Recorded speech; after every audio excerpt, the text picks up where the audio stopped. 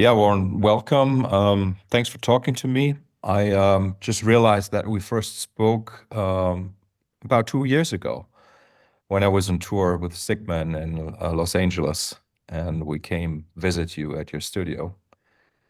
That was It's- so much fun. The show at the Baked Potato was a blast. Thank you. We got That's because we got that little table next to Tony's bass rig. It was like it was there, and he was like standing here. So it was like he was like I was just like under his armpit. It was insane. Baked Potato, what a crazy venue! Absolutely it crazy. is. It is. It is. I remember your son was falling asleep during the Oh, show. he was so tired. He was so tired. We dragged him out, but he did not regret it though. It's Yes. interesting. Yeah, yeah. Hey, It was hey, Warren, so my little podcast is really about finding out things or just talking about things that you wouldn't normally talk about, especially, good. you being a YouTube, how shall I say, YouTuber is right, what people say, right? For 10 or 11 years already, right? 10 years. Yeah, YouTuber is always terrifies me. I'm somebody that has a YouTube channel. Yeah, yeah, I think that's true. And also meeting you was really a wonderful experience because I realized there was like an instant connection and you are a very, very uh yeah, wonderful person, I would say. And like Very kind. the part of you that people see in those videos are only a small part of who you are and what you do. And also I realized you're a person who knows a lot, really a whole lot about everything. And that's why I wanted to talk to you about do you recall at what time you realized that you were like a highly interested person, interested in life, interested in finding out about things, the arts, how things work? Like, how did that come about? Do you remember? Sorry, in what respect? When did I realize that this is what I wanted to do? Or In general, just kind of like that you're a learner. That's oh, how I would describe you, like somebody who thank you. soaks up information, right? Yeah, no, I appreciate it. I I'm not very good at doing nothing. Is probably the answer. I'm Hmm. I like I'm like everybody else. I'm sure I'd like to stay in bed a little bit extra in the mornings. Don't get me wrong, But the thing is, once I'm up, I'm up. I'm not one of Hmm. those people who can be like, yeah, I just want to go take a nap. It's just not going to happen. Hmm. Um, and I love being continually stimulated and learning. Yeah, if I could be constantly doing things like I don't know. It's just the way my brain is. I feel like lots of musicians say this, and I think we're all a little bit ADHD. We've all got a bit of that. We all love constant stimulation. Yeah. I've said this to you before. You probably heard me say this lots of times. People over the years. When I listen to like Discipline or something like that, or Frame by Frame, it Hmm. actually calms me down. Hmm. Or you're Hmm. the same way. I don't listen to music like that. This made me go like this. I listen to it and go, oh yeah, yeah, and it just flows through me. It makes perfect sense. So I think for a lot of people, what might be overstimulation for me is just perfect. That's very interesting. Yeah. Yeah, I because imagine you're the same way. Yeah. yeah, well, you would think so, but for me, I think it's a little different. I have a high excitational level inside me at all Hmm. times, and anything extra is really could bring things to overflow. So Mm. I have sort of like developed a way to sort of keep things at bay, physically, I think, by being a very quiet person on the outside, calm and, person outside, so that I love stimulation of that kind of music, musical, conceptual. But for example, I wouldn't like to go on a roller coaster ride or something like that. Not at all. So that kind of physical extra excitation, let's say, I can't take that. Well, I'm exactly the same way. It literally has to be intellectual. Hmm, there you go. I'm not. My wife was talking. Kasia was talking today about going to Poland and going into the salt mines, and you go like down, down, down, down, like this shaft, and then in this elevator, and then you go like walking underground. I'm like, No, I'm not. I do not want to be underground, like half a mile underground. It's like, oh, it's perfectly safe. I'm like, that's that's not my kind of idea. No, I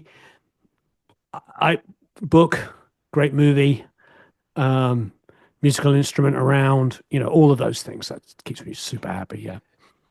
Did you have musical instruments around in your house when you were young? No, I didn't actually. Um, but I had music 24 hours a day. My father, God rest his soul, was a painter and a sculptor, and he loved to have music playing all the time. And he, by his own admission, was a complete snob in all the best ways. So Hmm. it was only the best music. And that's quite a broad term, and which I'm sure you appreciate. Some of the most insane classical music and jazz, and then the very small amount of rock and roll that he did have was just absolutely superb. I mean, it Hmm. would be things like, Tubular Bells. So that was his idea of pop music, or Moody Hmm. Blues, In Search of a Lost Chord, or things that had orchestral elements and had some level of complexity to it, and great melody and harmony, and mixed in with, I remember there was a Bob Dylan record, you know what I mean, just something. And so, but yeah, my life was kind of Shostakovich and Joe Parsons, Ella Fitzgerald. You know what I mean? It was like I was blessed. You don't realize it at the time. Um, Hmm. all of that melody, it's really panned out. Over the years of writing songs and stuff like that, I'm very, very instinctive with melody, and I think that's classical music really, really, really helped. And I didn't realize how much classical music I listened to until I got older and met other people and realized they didn't know anything I was talking about. You know, Hmm. um, Particularly actually, unfortunately, in the US, I think we're blessed in Europe to still have a classical music kind of education to a certain extent in most environments. I'm not saying it's flourishing, and Hmm. I might be a generation, maybe you and I are a generation that was more normal, but it's still greater than what I experienced when I first went to LA, for instance, and I met peers and I talked about something. I was like, oh yeah, you remember in Enigma Variations, the way that it feels like it's going to crescendo, but it doesn't. It gets there and then it dies, and they're like, what's that? And I'm like, ah, you know. Hmm. Hmm. So Yeah. So, well, maybe you know that I've had a sort of like a semi-classical education, and at some point in school, like you were, I was encouraged to pick up an instrument, and I actually, like, obviously I was the recorder thing and stuff, but then I started playing mandolin, and that was really like the point when I sort of like had had some idea what it means to be a musician. And then it took like another 10 years at least for me to understand that you can actually practice to accomplish things, to get better. For me, it was almost always like, okay, because the way that I learned was that there's the music, like the score, and you play it. But there was nothing about actually physically learning to play the instrument. And like having seen you play electric guitar, I was actually super surprised that you are a great player. Not because I didn't expect it, but I just didn't know, because you don't really show off your playing. Maybe you did at the beginning when you started on YouTube, but no, um, actually the other way around. For when I first started YouTube, I completely underplayed. I'd come from that producer mentality. I did an album with Dave Sardi quite a few years ago now, maybe about 15 years ago. I was engineering on the record, and we the artist we were getting set up, and we had the artist guitar, and I was getting the tone up, and I, miking it and setting everything. And so I was playing this guitar and tweaking the amp, really trying to dial it in so it was like exactly what we wanted. And I just kind of went crang crang, crang crang, and he looked at me and went like this. And like afterwards, I was like, I got the hint. And then afterwards, he came up to me and he said, "Don't ever do that again." I was like, "What do you mean?" He's like, "You might be a great musician, but it's not about us in the studio." And then he told me a story. And I'm sorry, Dave, if I'm busting you on this, um, but I think it's a great story. So Mhm. Dave was hired, I don't think to be the exclusive engineer, but was hired to engineer the guitars on the Chili Peppers album that had Dave Navarro on it. And I'm blanking on Mhm. the name of the album. Was it One Hot Minute? Was it that one? And it Yes, had yes, "Music yeah. is my aeroplane." Is anyway. There was this one section of a song, and it wanted this kind of like really groovy, kind of funky part, which of course is the Chili Peppers. That's the thing that they're good at. Flea. Yeah, you know what I'm saying. It's like when they Mhm. groove, they can groove. And the great thing about their records, love or hate them, I personally still am a big fan, is like it's not gridded. Those really are like great things. So he said Navarro was struggling with this rhythm part, and he was younger. He was a little bit more naive. So he was just he was like, "Let me show you." And he picks up the guitar and he goes to the bridge where they were struggling, kind of puts it into record, thinking he was going to play it and then play back the section. And he said he's like, he comes in, he sits between the speakers, he's like, plays this funky part. And it came to start, at the end, and he pressed stop and he said he looked around and the door's like, Navarro had walked out. And he said Mhm. Navarro didn't come back for 3 days. And Rick Rubin was like, don't ever do that again. See, he's telling me this story, don't ever do that again. He's like, and I got it. I got the story. But then he goes, then we came to mix the record like a month later. And when they were struggling, really trying to get the groove, get the feel, get the funk right. And then they're mixing the same song. And Rick's like, wait there, that bridge is great. Why couldn't he have played like that on the whole album? And Sadie goes, that's the bit I played. Please, kids, don't take that as a you should do it. Rubin was right. What we should be doing is we should be working with our artists and getting great performances out of it. There's a way that Dave Navarro could have been helped and coaxed and all that kind of stuff into getting a better performance. Not even better, because better is very subjective, but a performance that they were looking for. And unfortunately, humiliating a rock star in a session is not the way to do it.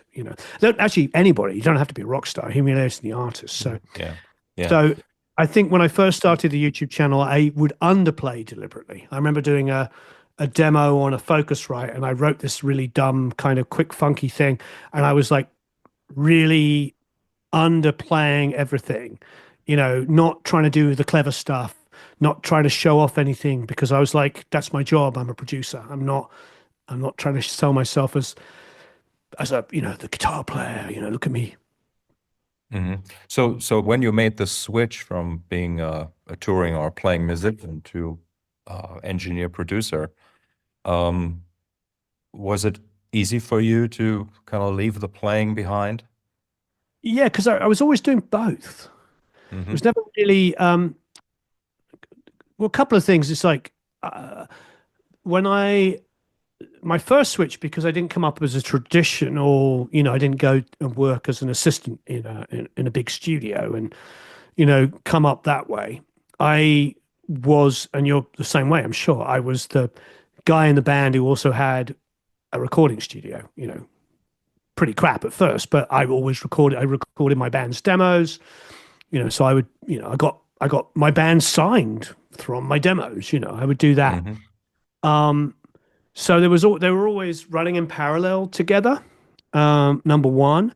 And then as I became more of a producer engineer, guitar player rather than guitar player producer, guitar rather than a guitar player engineer producer, I became a producer engineer guitar player.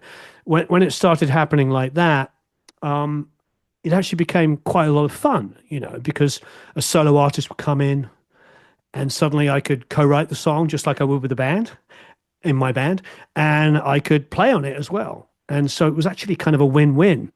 And it wasn't just like, because I loved being in a band. I remember being in Star 69 in Los Angeles, and we'd rehearse 3 times a week, and they were like 3 or 4 hour rehearsals. And I loved it. I'd go down there, we'd rehearse, we'd try out new song ideas, we'd do basic recordings of, demo, the rehearsals. And then, those 3 times a week was when I got to be in a band. And then the rest of the time I'm, if we're not touring, that is, or we're not in the studio. And then the rest of the time I'm writing ideas and doing everything. But that was really the only time I got to express myself, was in those things, and then doing shows, which I wasn't touring constantly. So now suddenly I'm writing and recording every day, sometimes 2 or 3 sessions a day with Mm. different artists. So it was never really a kind of step away from it in some ways, thinking about it, explaining it now, answering your question. I feel like actually I kind of stepped up one, because now suddenly I get to play every day.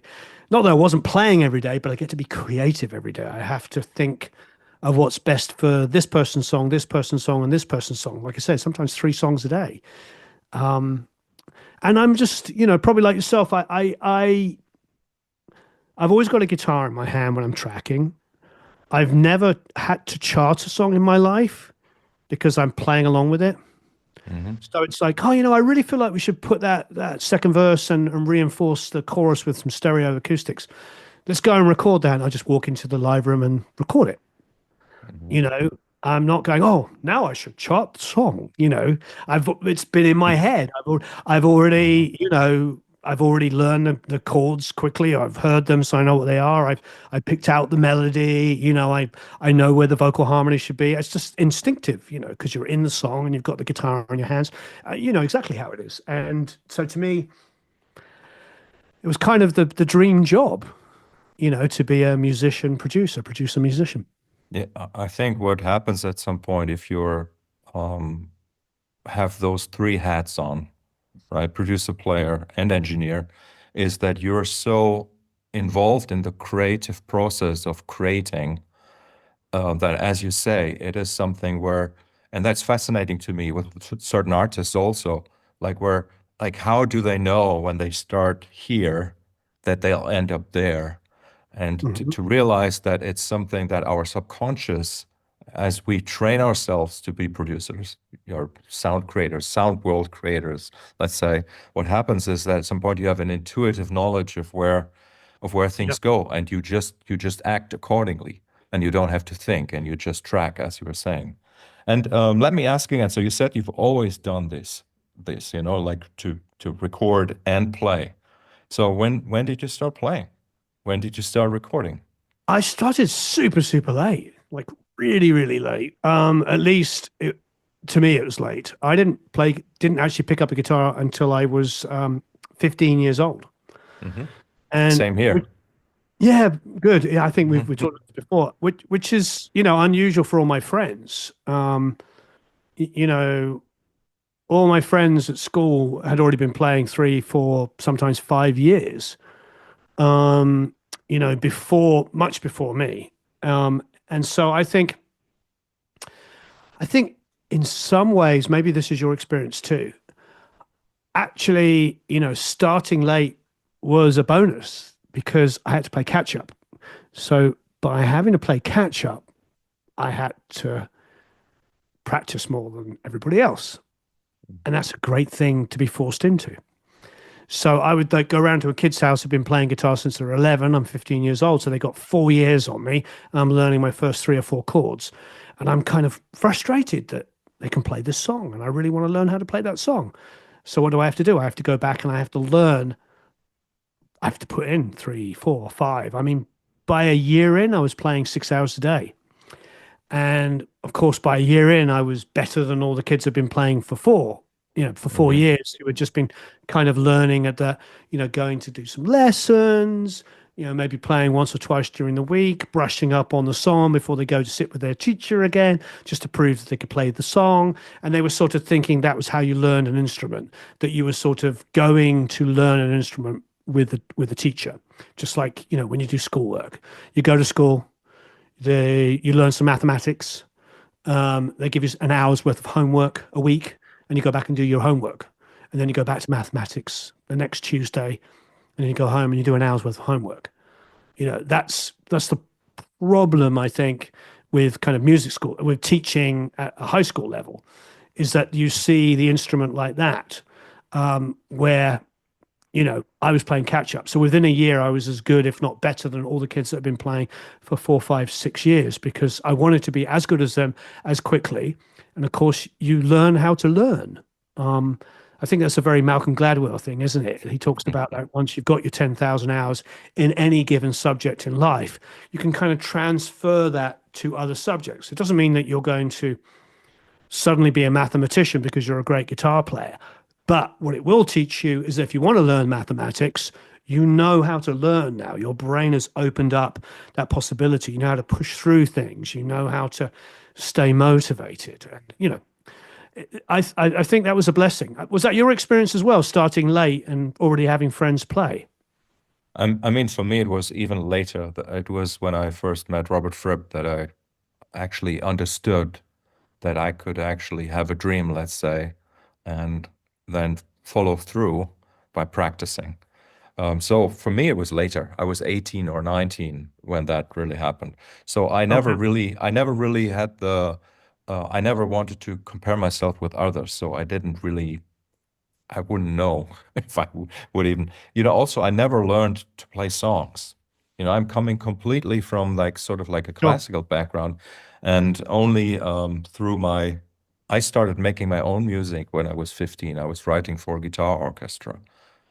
I never enjoyed playing in the guitar orchestra, but I wrote for it. And so it's a little bit different for me. But you talking about learning and you being, and I think that's what I said earlier. That was the impression I have about you, that you are really that you know how to learn, and in a way, like I don't know much about your life path, let's say, how you got to where you are. Um, but there are quite a few different how shall I say stations that you had in your life, right? Yeah, yeah. No, I think I like what you said. I do that, learning how to learn. But Hmm. my journey, when I was listening to your journey, is actually quite similar, because getting as good, if not better, than the local guys that were learning how to play AC/DC songs wasn't actually the big impetus. My big Hmm. kick up the butt wasn't, unfortunately, a Robert Fripp, as much as, although the music was to a certain extent.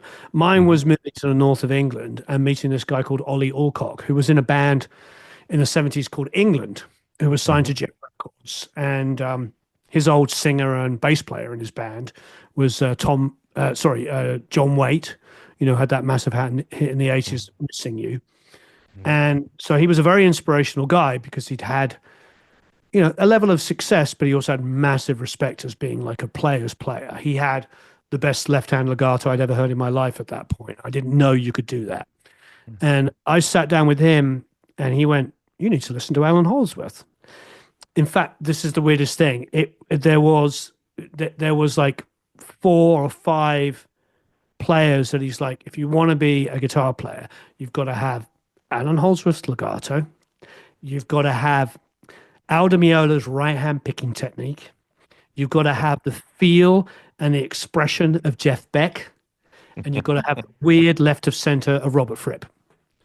And then he would talk about Lennon and Keith Richards as the great rhythm guitar players, kind of interchangeable. So it's like kind of 5. And I think I would live by all of those even to this day, and say that's 4 or 5 really great choices of players. Because to me, you think of the kind of Fripp way of approaching it, with Jeff Beck's phrasing and the feel and the emotion in his playing, with that incredible right hand technique of Al Di Meola, which is impeccable. Land of the Midnight Sun, amazing. Hmm. And of course, Holdsworth's legato is untouchable, just absolutely perfect. And it was weird to have somebody, a really great guitar player, just break it down as simple as that. I mean, he literally just said, "That's what you need." And of course, I didn't know in depth any of those players to the way I should have. I had Brian May as a reference, obviously, but growing up as a Queen fan, but it was great. And then I actually sat in a room with not a kid that I wanted to be as good as.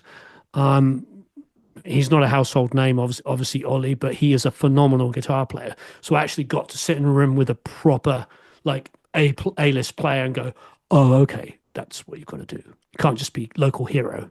No, I've actually got to be, if I want to be that guy, I've really got to take this seriously. It's not just practice a lot and be better than others. It's find an identity and speak with your instrument rather than just mimic."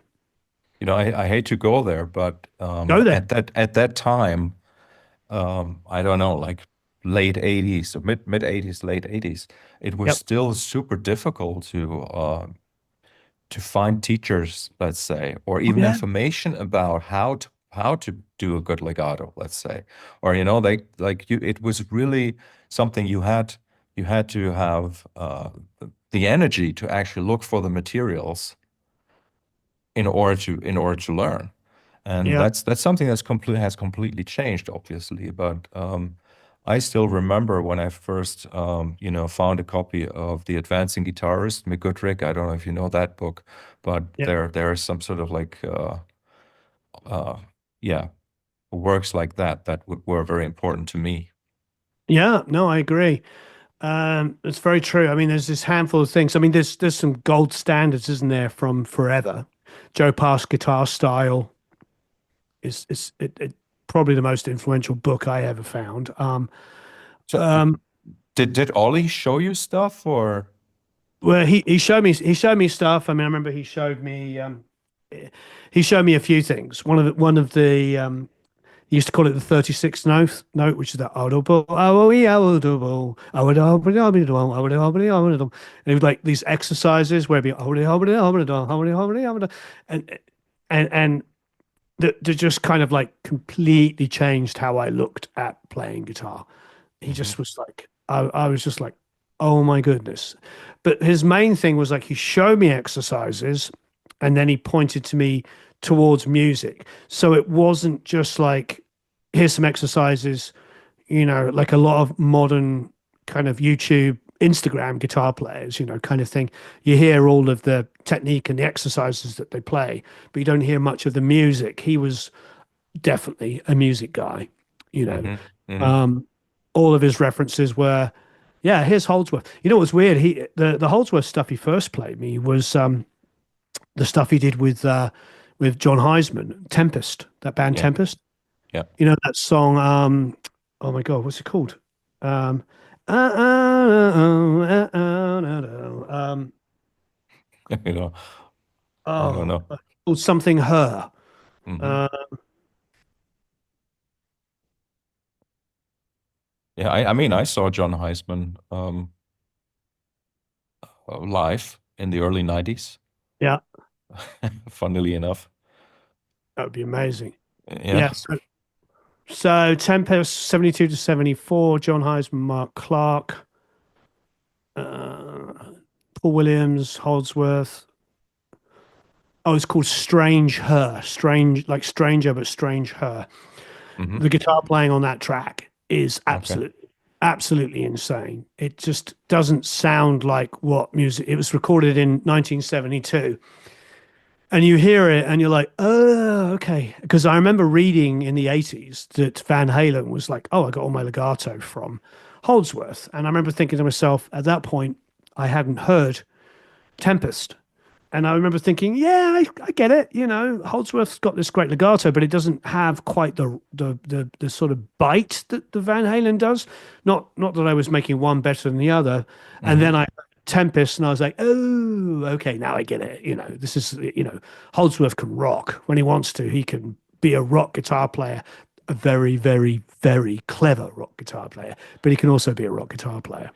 So speaking of the name Ollie, do you know about Ollie Halsall or Of course, Halsall? Yeah, he was the he last guitar player in Tempest. Yeah, and he was the a big influence on Alan, as far as I understand. Yeah, yeah. Yeah. He came after Alan in Tempest, but yeah, they definitely worked off of each other, to say the least. Yeah. So, you said at age 15, and when did you have your first recording equipment?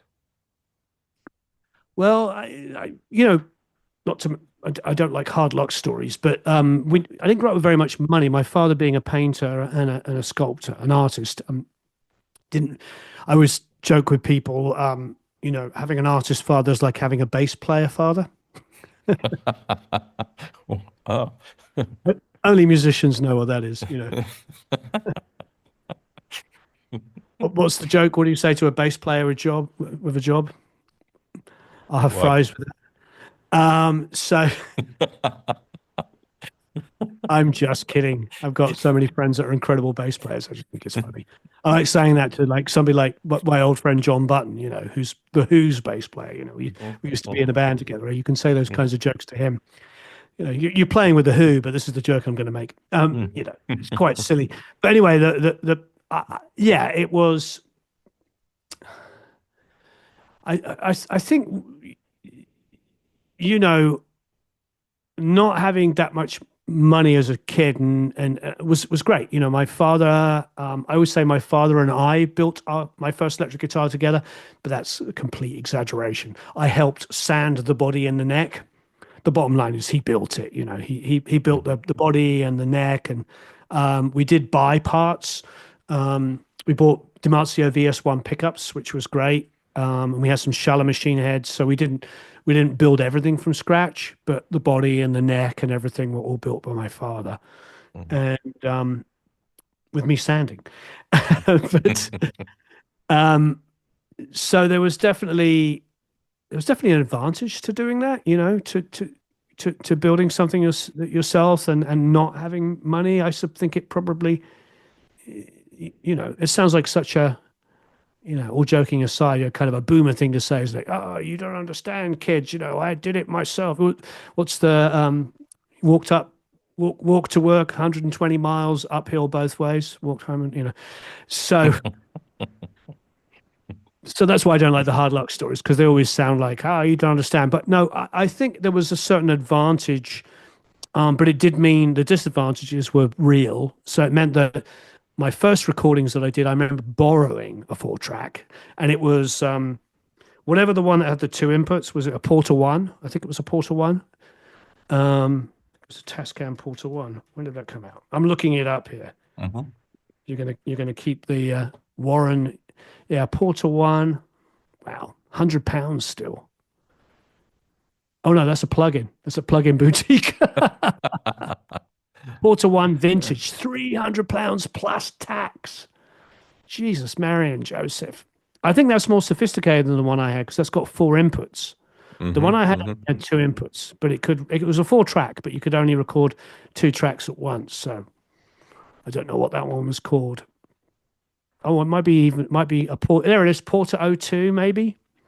It's got Mhm. 2 faders. Anyway, the most basic one, and I borrowed it from a friend. But before that, of course, probably like yourself, I did you do this? I had my dad had a Philips tape recorder. You remember the sort of mini black ones, the first compact Yes. cassette recorders, and he also, of course, had a Sony hi-fi like everybody at that period. And what I would do is I would record a rhythm guitar part on the little Philips one because it had a built-in microphone. Then I'd take that cassette out and put it in the Sony and press play, so it played through the speakers, and then have another cassette in the Philips and go into record and Mhm. do an overdub. And I would take my naive kind of, pentatonic minor scale, and play that over the top of the 3 or 4 chords that I was GCD or whatever I was playing when I first started. And then, of course, I'd take that cassette and put that in the Sony. So now it had a rhythm guitar with a lot of hiss on it, and diddy biddy biddy kind of like pentatonic minor riff, and I would then try to learn how to play a harmony over it. And of course, in those days, like quite because I was only playing, pentatonic riffs, you could only create that kind of Jimmy Page fourths, you know, Yes. kind of cool. And so that was my first kind of overdubbing. And I've heard that from a few people. They did similar things. But yeah, so I started with that. That was the first thing. And then, of course, the borrowed, what could it be, Porter 2 by the looks of it, or something like that. Yeah, I So had one of those as well at some point, but I I think do I was just not don't always not really doing it. remember. You know what I mean? I think I was always doing it. It was the same as you. Just I've always been doing all those things. Always been recording as well as Hmm. writing, as well as playing. It's always sort of gone hand in hand. So there was definitely like you're saying, a conscious effort of like, oh well, I don't really want to tour anymore. I want to concentrate on this recording world. There was definitely that, but I never stopped doing one or the other. They all ran Mm. parallel. Yeah, interesting. Like for me, once I started playing the stick, which was when I was 20 years old, um, I remember I bought a DAT machine, like a small Sony DAT machine, and that was my recording device that I used for almost 8, 9 years, I'd say, up until in the early 2000s. And that sort of like held me back a little bit because Mm. I could have gone into like multi-track recording much earlier, but having a actually great sounding recording device for stereo recording, um, like I remember that I started like looking at Cubase and stuff like that maybe in 2000 or 99 or something like that. And before that, I was producing just my with Cool Edit Pro. Like my first couple albums, I edited at Cool Edit Pro. I Yeah. don't know if you remember I didn't. that software at I all. didn't get in. No, I wish I did. I didn't get into computers. I probably got in a little bit late because Hmm. when I was a kid, like little kid, it was all terrible. It was Sinclairs and Commodore 64s. I mean, Hmm. Commodore 64 was a genius computer for the time. But I remember when the Amiga came out when I was still, at school, Hmm. and then of course was one of the most revolutionary computers ever. It kicked everybody's butt and raised the game. So my first computers were Ataris, 520s, 1040s, STs. Yes. I never had a Mega 2000. I never got past the 520. I got a used version of that like 5 years after everybody else. And so I had some basic sequencing software that you could run on it. Hmm. Um, but I never really, it was all used. I never really had like, any great synths that were polyphonic that could do anything particularly clever anyway. So I remember I had a friend who had like a couple of old SH-101s and, a Porter Studio again and some sequencing software. We would go around and mess around on his house and all that kind of stuff. But it was always sort of like at that kind of level. I could never quite step up. The first real step up was when I moved to Los Angeles and got a record deal, a second record deal at that point with my band, and I got a small publishing advance, and I went out and bought an ADAT and a Soundtracks console, and that to me was like, ah, even though I had made records on tape, I was always as a musician, and I was annoying the engineer asking dumb questions. But finally, love or hate ADATs, the quality was pretty phenomenal coming from a 4-track cassette, Hmm. to ADATs. But I'll be honest, the big step for me, because I never got into the cool edit and all that stuff, I wish I had in hindsight, was in like 98, 99. I made a record with my band again, a different band, but another band I had got signed Hmm. with Dave Jordan. And Dave was using Pro Tools. He was tracking everything on tape, all the basics, and then dumping that into Pro Tools and doing vocal overdubs and guitar overdubs in Pro Tools. He wasn't hard editing or gridding drums, but he did have like two or Hmm. three takes, and he could sit there and choose like drum fills and stuff like that, and maybe knock at the occasional kick or snare back if it felt on top. He was really just treating Pro Tools in the way it should be. Hmm. But I remember seeing this in like 98, 99, and going, oh my God, I can be like a keyboard player now. Because remember how you'd be kind of jealous of keyboard players because they would kind of go play something down and then go, oh, I like that part, copy and paste, all in MIDI and go, oh, I just want to nudge Hmm. that back. And I just remember being like, oh, you're so lucky that you can do that. You can, and suddenly, I had the first opportunity to use a DAW, and I could be like, I really liked the second take I did. And I liked that chorus idea that I was trying out so good on that third take. Oh my God, I can choose that one and I can choose oh my God. It was like mind blowing, that I could Hmm. comp together three or four parts and make the ultimate thing. It was a bit like, being in Yes, where they would like write all these incredible sections and then edit them together afterwards and go, oh wow, we got a great song, Hmm. Hmm. but I could do it on my own. I didn't have to have, five of the best musicians in the world playing, so I really feel like Pro Tools, it could have been whatever the DAW was at the time, but Pro Tools was the one I discovered and Hmm. was probably quite ahead of the curve in the late 90s. It was just like mind blowing. Yeah, I wish I had discovered some of the other ones. Maybe in the 90s, maybe I would have had a jump start, but I didn't, unfortunately. Yeah, it's interesting because I really started with Ableton Live, believe it or not. Version Mm, one, I don't remember which year it was. 2001, maybe 2002, something like that. right. And then discovered Pro Tools at Pat Mastelotto's studio in 2005. Oh, wow. Yeah. So, So I got like 6, 7 years on you yes, on you the do. You do. And in all way, shape, and form. yeah.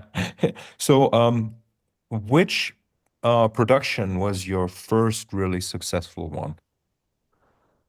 That's tough to say because I had the kind of success that I was having in like late 90s and early 2000s was more wasn't on a major thing. Hmm. Hmm. I was working on less stuff that I was producing, but I was working with, I did some stuff with Jet. I did some stuff with The Thrills with Dave Sardi, Hot Heat. Those were all early 2000s. Hmm. I had record deals with my own band. So I was like co-producing, co-writing, playing on that. So all of that was really good. But I think the stuff that probably pushed me up a little bit was working with The Fray on the first two albums. Hmm. Um, that was good for me because I was sort of brought into that because the A&R guy was the quote unquote producer, which is code for I'm hiring somebody who really knows what they were doing. And I think it's a lesson I think that's really good, because you can be full of resentment when you're doing so much of the work and somebody else is taking the credit. And lots of people, I get this asked this question a lot, and you probably do too, or you probably hear it from people. A kind of a resentment of like, oh, I didn't get properly credited for that job. And I'm just like, you probably got the job in the first place because of that. Um, Hmm. if somebody hires you to play a part, because they love they love your playing, so they want you to do something on a bridge and you just happen to do something that's incredibly beautiful, that the singer then rewrites their vocal melody because you played something so extreme. Do you go and complain and go, no, you can't do that? You know what I mean? You know what I mean? Yeah, you Hmm. elevate the whole song. But the reason is probably part of the reason why they would hire somebody as phenomenal as you is because they know that's what might happen. That Hmm. you're going to raise the A game. You're going to bring it up. You're going to make the track so much better that it might inspire more ideas. And at the very least, it takes a song that was maybe really good and makes it really, really good. So I feel like that was one of the best things for me was working with you know, maybe people that were taking credit for my work is the negative way of looking at it. But then Hmm. also the positive way of looking at it was like I was getting an opportunity to work on big albums that were selling 4 million copies, number one records. The second album we did came in at number one. And I remember it's selling Hmm. an 187,000 copies in a week in America and feeling disappointed that it didn't do 200,000. Now, of course, that would be biggest album in the world. Well, it was the biggest album in the world that week, but you know what I mean? It's like my point is like that is those kinds of opportunities can really change your life. I was doing really well. I owned a studio in Hollywood. I was I was doing demos and tracks with everybody. I was working with, I did Joe Strummer live record. I did a Ramones live record. I did like cool stuff, great stuff for the credibility. And I was working with local bands and medium-sized bands. And I was doing like some label work here and there. Life was good. And I was paying the bills and I was having no problem whatsoever. But starting to work with Hot Heat, working with Jet, working with the Thrills, the Irish band, and then working with the Fray and all those kinds of things at any level, whether I was like engineering on or producing or it didn't really matter. I was like working on stuff that you could scroll through credits and people would go, "Oh yeah, I like that band. I like that record. You worked on that record." That was a big deal. There was no one album because all of the Thrills, Hot Heat, and Jet was before I did the Fray, but the Fray, of course, sold 4 million albums, so it kind of eclipsed, you know, eclipsed the others. But the whole time I was kind of building and building and building, and I did some James Blunt, I did some more Fray, I did an Augustana record, which was a real labor of love. 3 months of pre-production and rewriting the songs, and which was a wonderful experience. Sitting in a room with Dan, who's very talented, and changing keys, bringing down tempos, simplifying chord progressions. Like really getting into what proper production was about, and I really enjoyed that. It was really a wonderful kind of situation. But the whole time I was just multitasking. I'd be doing that for 8 hours a day, but then also in the morning coming in and, finishing up a mix from a band that I was working with the night before. And then maybe the next night, tracking a song with a different band altogether. Hmm. And, it's terrifying, but, 18-hour days. And, it was just normal. That was just what you did. You worked 18 hours a day and you worked on one, two, three, four, five different projects a day. Sometimes you were owned, but even when I was sort of owned by bands and making albums, I'd still go back to the hotel room if I was traveling and open up mixes that my assistant had sent me and making tweaks. And I wrote songs for commercials from hotel rooms, bring a guitar with me and a little Akai keyboard and program drum beats. And after working 12 hours in the studio with Aerosmith in Boston, I'd still go back and write. I remember Brad Whitford lent me this beautiful, the 339, little sort of shrunken 335s. You Hmm. know, the, Yes. lending me one of those with those Fender amps that had tracks built into them. Remember those amps? And Hmm. I'd put on a pair of headphones, and if I wasn't like writing a track for somebody or giving production notes on something I was working on or mix notes or whatever, I could just sit there and for 3, 4, 5 hours at night after working 12 hours and play guitar. And to me, it was all just like, that's what it was about. I was so inspired. I'm in a room with Joe Perry and Brad Whitford making an album. And then I could go back and I'm all like hyped up because I'm working on this stuff and then play some guitar and write some tracks or program this. To me, it sounds like it's what you do. It's what you do when you get to do what you love. Yeah. I think this was an incredible answer to my question because I asked you Yeah. about Sorry, the I'm the first long-winded. success, right? But like basically what you showed me right now is that there is no such thing as a definition of that, but you were describing the process Yeah. and the dedication and the you could even say obsession um, to keep learning about what you're doing and to keep being creative. And that's fascinating and very instructional. You're a teacher, man. It was You're it very was kind. no, really. So like for I have a question myself, for you. I have a yeah, question yeah, for you. yeah. Next time you speak to Robert, ask him about the Ollie Hossel solo album that he produced, because apparently that's never come out. It's no, it's not come out. Yeah, I like a lot of people need to ask him about that. Where I think is it sitting somewhere on some tape and needs to be mixed? Let's talk I mean, about it. it's been a long time, but about 30 years ago, like in '96, I was DGM at Robert's cottage at that time, um, and they had a couple of rooms filled with tapes. Wow. So I'm sure it's there. It's got to be I think, there. And like Robert has always been very organized, like keeping diaries and like keeping notes, and so yeah, I'm sure it's got to be somewhere. I would love to Um, hear that. Because yeah. I mean, I heard years ago that it was finished, it was done. It just never came out. Hmm. I don't know why that would be. I mean, I imagine if there was some kinds of issues at the time. I mean, he died in what, 92? Um, I, Long time ago. Yeah. yeah, a long time ago now.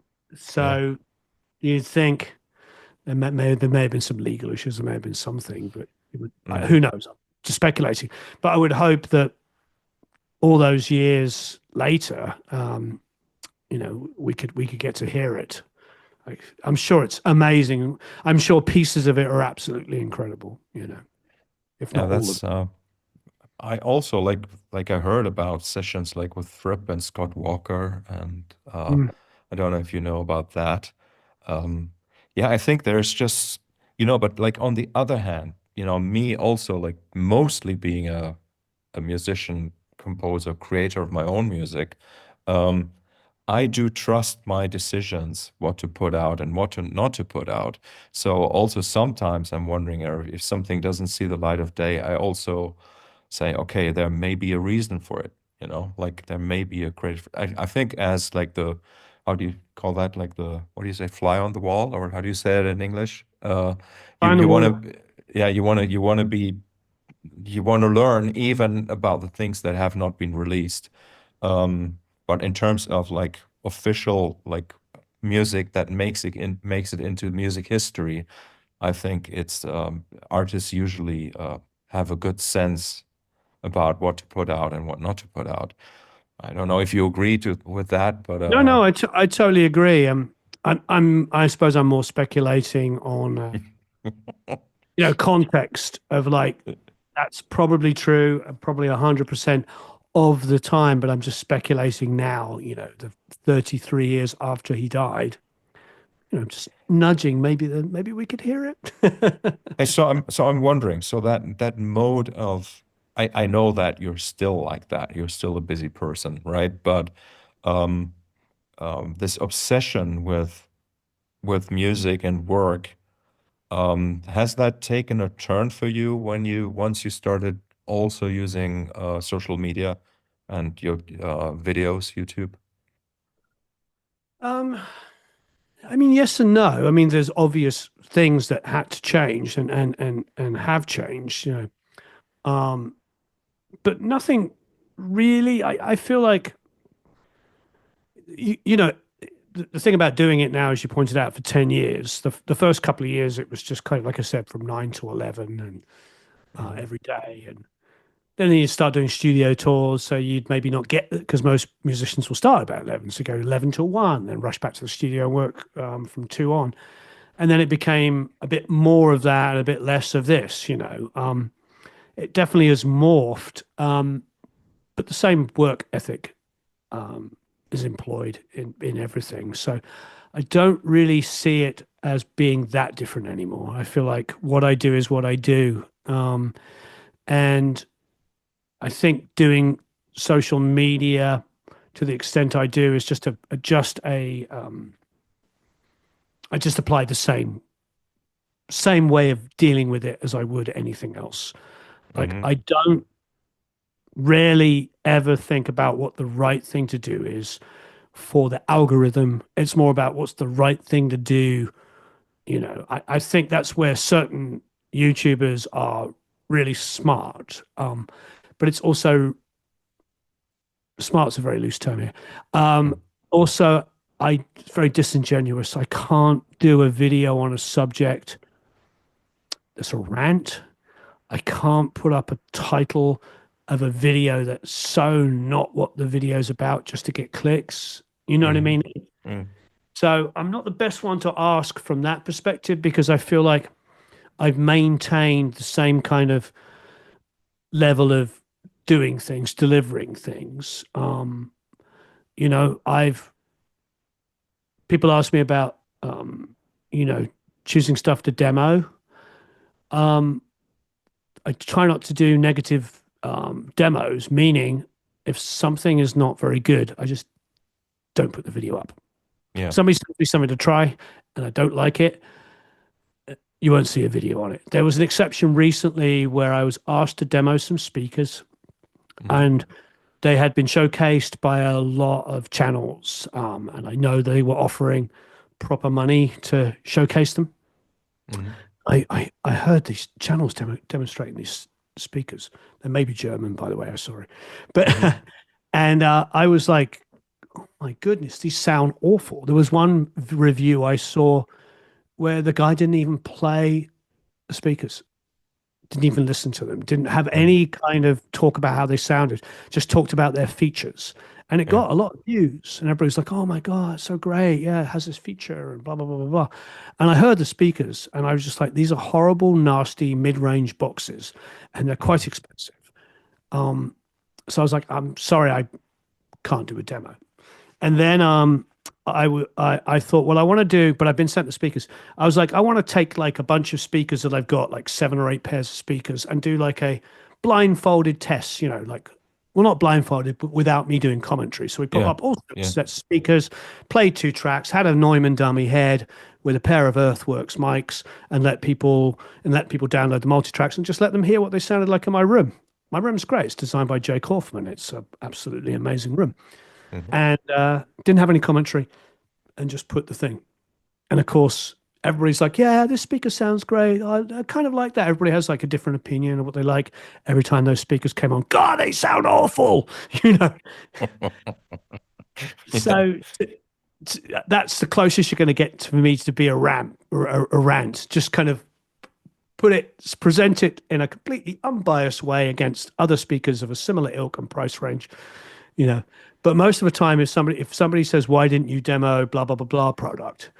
Omission is pretty much the strongest way I can show you I don't like something. Hmm.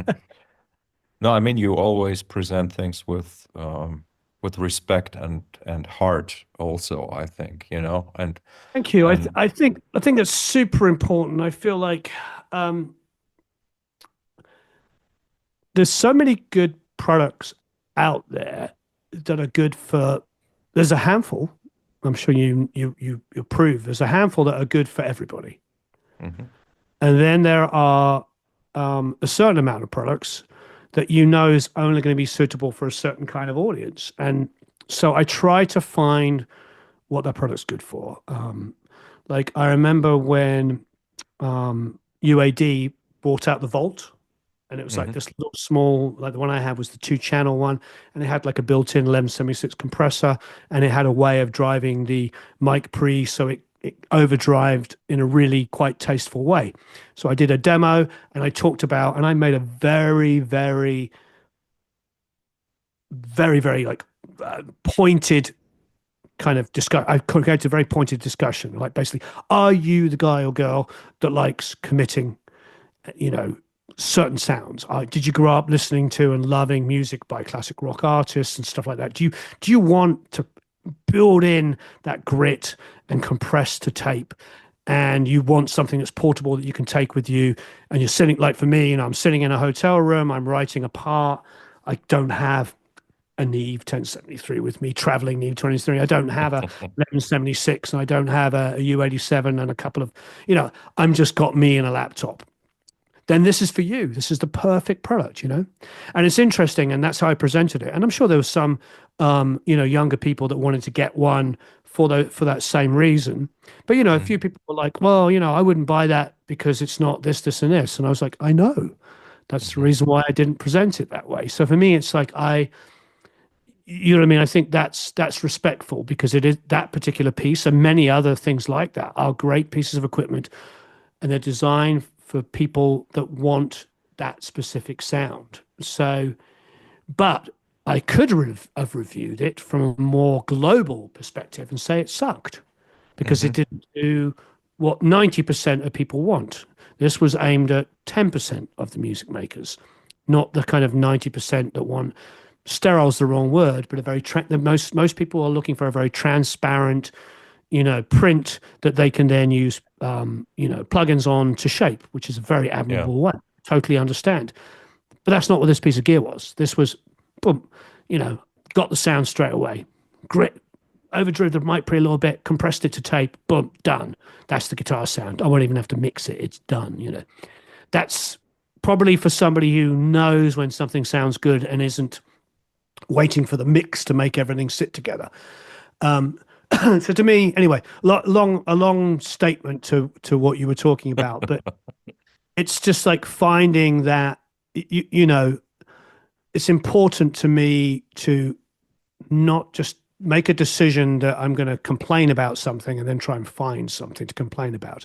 I think that's very common in what we do because, you know, I've said this before, I think people mistake honesty for negativity. They think if somebody's negative about them, they must be honest. But quite often, when somebody's being negative about something, like I remember watching a video on that new Coldplay song. And don't get me wrong, I'm not the world's biggest Coldplay song, but everybody was going, "Oh my God, I can't believe that there's like 11 writers on this song. That's so terrible." It's like there was about 11 writers on it. It Mm. was also a song that was specifically written for charity and featured all of these different singers from all over the world, from different countries like in Africa and Asian countries. And so every single person, all these different singers, they came in and they wrote like a verse or half a verse, and all of them were given a piece of the song. Yeah. So instead of being the four band members, now it's the four band members with the other six or seven co-writers, people that brought in and wrote the verse or part of the verse or some of the chorus, because that was the point of the song, was to bring all these people together. Anybody reviewing that knew that because you just Wikipedia and it tells you the purpose of it. Or you could just do a review of the song and pretend that you couldn't be bothered to spend 30 seconds reviewing it and go, "I can't believe that 11 people wrote on this song." And that will get you more views. That will get you Hmm. more. Yeah. A video that says, "I can't believe Coldplay had 11 people," is going to get a lot more views than reviewing a song and saying, "Hey, honestly, is this my favorite song? Not really, but it's a pretty cool song and it's for a really good purpose and it's going to raise money for, you know, this charity and it's going to help people out. Check it out. Features artists you've probably not heard of. You know, this will expose you to different genres and different, you know, to me, that's like how I review that, you know, so. I think that people have been trained to find the fault in things more than ever before, you know, rather than like you could have a great video and then there's one thing you say Mhm. and they will pick that one thing and criticize you for that rather than saying that's a wonderful video you made. And Yeah, especially for I mean, like making a video is like one thing, but if you're sort of a really creative person, you're making very personal art, you're making music, and somebody criticizes the song for, I don't know, even like a technical fault or something in it in the production. yeah, I find that extremely it really destroys a lot of things, you know. It yeah, yeah. can be dangerous. Um, Anyway, Agreed. just one, a couple last questions, okay? Because I know Okay. you need to go. Um, so do you remember sort of like getting into the YouTube world? Mhm. Um, was that, I mean, you already said you started out with doing 2 hours and like that. Um, um, do you remember like the moment when you decided that it would be a good thing to do? Do you also remember what the thought process was to actually start doing that? And at which point did you feel like it would be like one, yeah, your main job? Well, I'm not sure that it's still my main job, believe it or not. That's why I'm asking. Yeah, it's not really my main job. It's Mhm. part of the what we do, Yeah, I know. and it's a we as well. As you know, Hmm. we have a handful of people that work together, and you know, it's mine and my wife's business, who you've met, of course. You met Kasha Hmm. in Berlin at Hansa, and yeah, so it's our business, and then we have Eric, who you also met, Yeah. and that's kind of the core of us, and then we have other people around us, some really, really great people. And we have a lot of co-presenters. Steve, of course, from Steve Majora, who was in Toto, phenomenal keyboard player, incredible singer. We must do some stuff together, the three of us. Um, Hmm. and really stupid talent, ridiculous. Um, and um, and then other really, really great people, people like Joe Carroll, who comes and said like an American Carell, Joe Carroll, who comes and does stuff with us, and then Mark Daniel Nelson and others, all these wonderful, wonderful people that are around us and help do stuff together. But we started it, like I say, my wife always reminds me to say, and it's true, is that it was sort of, it wasn't calculated. It was just seemed out of a need. I think, it might be Simon Phillips to blame because so what happened is Simon texted me. He probably doesn't remember, but he texted me about 10 or 11 years ago, and he was one of many, many people that was texting me, asking me the questions that you do when you're a LA engineer and producer, and each other. It's a community, and people ask me questions, and of course, when it's somebody like Simon Phillips, you want to answer, and it's going to be interesting and stuff. And he had asked me some HD, I think it was before HDX. It was either HD or HDX. It might have been when HDX first came out. Asked me some technical question about how to, hook this up or do that or whatever. And I didn't know the exact answer, but I knew how to find out. So I had a close friend who subsequently died about a year ago, Avid, who was really wonderful, wonderful guy. And I asked him, he answered the question. I hit Simon back and said, hey, you just need to do this, this, and this, and solve the problem. And my wife looked at me and was like, that's the 10th text this week on technical Hmm. questions. What mic would you use if you did this? What mic preamp? Do you prefer the compressor? Blah, blah, blah. How do you set your ratio? All this stuff. Hmm. Hmm. Um, because that was the thing about owning. I had three recording studios at that point, and one of the recording studios was two. There was two rooms, and it was inside a massive rehearsal complex in Los Angeles and in West Hollywood, and so there were so many musicians coming through because they were either recording them, mixing them, whatever, but also all the bands that came in and rehearsed and did pre-production for tours. So you're like I was getting hit by probably 10 times more artists every single day than your regular producer, engineer, or mixer would. So, you'd be walking down the hallway and Chad from what was the name of that band? Karsha would remember. She was here. She's downstairs. Great, great band. He would ask me a question. Oh, Warren, I was just doing this overdub and I couldn't, I was compressor, blah, blah, blah. Ask me a question and I would, go, oh, whatever. And then maybe I'd lend him a piece of gear or whatever. My point is like she just said, you know what, you should do a YouTube channel and teach stuff. You know, Yeah. people are always asking you, you must have a gift for teaching. Gift is a strong word. You know what I mean? Hmm. Hmm. Pretentious for me to say that, but you Hmm. seem to be good at doing this, so why don't you just kind of do it? So for the first 2 years of doing YouTube, we didn't do any kind of monetization. Zero, like nothing, not even ads on the videos. I remember at that point, I found it annoying if somebody was trying to, especially people that were trying to sell me something. I was like, why do I have to watch an ad? And so you can sell me something. You know what I mean? It's like, so I didn't put any ads on any videos for the first 2 years. It wasn't until I got to a point where I was spending up the hoo-ha trying to run a channel that I thought about any way of like, oh, well, maybe I can make a little bit of money on this to pay for some of the costs, because I was employing people to help do that while also employing other people to assist me making records. So, Hmm. um, what do they say? Necessity is the mother of invention. It was just kind of learn to Yep. do something. Um, and I'm passionate about that. I really like people. I mean, it's like you and I are friends. It's like you're a cool human being. You're a talented human being. I mean, geez, would that have happened if I had stayed a hermit? Probably not. You know what I No, mean? no, no, no.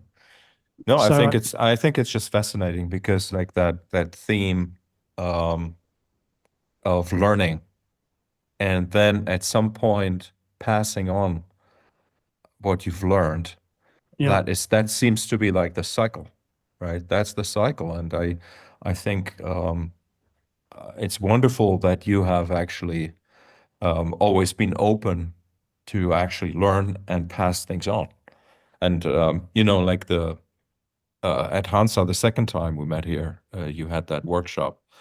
And it was fascinating to see how like that whole philosophy of um, yeah, passing things on and like working with people that are not really like the most known people, but that they are amazing at what they do, and you support people, and it's just great. And I was going to ask you about you put out a book as well, right? Yeah. Was that last year or a year before last, or like I have not seen that book. That's why I'm asking. Oh, oh well, we'll have to send you a copy. I don't think I have your mailing address. We're supposed to, Yeah. everybody, nobody has any more mailing address anymore, didn't it? It used to be that you only spoke to each other on the phone or you Yeah. sent each other letters. Now you can know people really, really well and never barely know where they live because we do this. We can see each other. It's so strange, isn't it? Yeah, Now I I don't know. know. I think it's an important thing to still do hard copies of stuff. Hmm. I Like agree. thinking about like the recent fires again, like in Los Angeles, where so many things got lost, right? And if somebody had a hard copy of Arnold Schoenberg's scores, for example, Yeah, they're yeah, all gone, right? And yeah. anyway, like They people weren't people even can they weren't even digitized, were they? somewhere, like I think they were all Somewhere. digitized, but the drive burned. The drive Right. burned up. I don't want to be critical, but that's not digitized. Digitized is stored on a cloud somewhere. You're absolutely right. You're absolutely right. Warren, thank you. I don't want to hold you much longer. It was great that you were No, no, no, available on such short notice, and hope I'm going no. to And see you again yeah, soon. it was Are the you going? same day. You were like, Yeah. when can you do it? I was like, how about tonight? Are you going to come back to Berlin this year? Yeah, we're planning on being there in May for Super Booth. Yeah, Okay. it's funny because we were at Super Booth in 2019, just before the pandemic, and we got back and we told everybody on the planet, you have to go to Super Booth. So when Mm, it reopened, 21 or 22, I think it was maybe it was mm. 22. Everybody we knew was like, we're going to Super Booth, Warren. You heard it was amazing, and like every company, everybody I knew, and we couldn't go that year. So it's like so we're making sure that we go. We're telling people to go, and then we didn't actually go. Super Booth is one of the best music conferences ever. I mean, it's got Hmm. a couple of good reasons. Number one, it's in Berlin, which is after London, my favorite city, and Hmm. then center for music, and you know me. I grew up when I got into like new wave and post punk, and discovered that everything I liked was a blend of American disco and German synth pop, Hmm. or as we lovingly call it, kraut rock. You know, Tangerine Dream, or anything Connie Plank. Hmm. Yeah. So Super uh, booth. Super Booth, I'll be there. All right, Okay. I should hit the road. I'm fading. Thank you, my friend. See you soon. Long day. Thank you Yeah. ever so much. It's been a lot of fun.